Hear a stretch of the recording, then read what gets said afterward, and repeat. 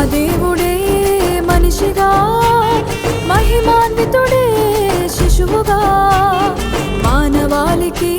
విమోచనగా పశుశాలలో పవలించగా మహాదేవుడే మనిషిగా మహిమాన్వితుడే శిశువుగా మానవాళికి విమోచనగా పశుశాలలో పవలించగా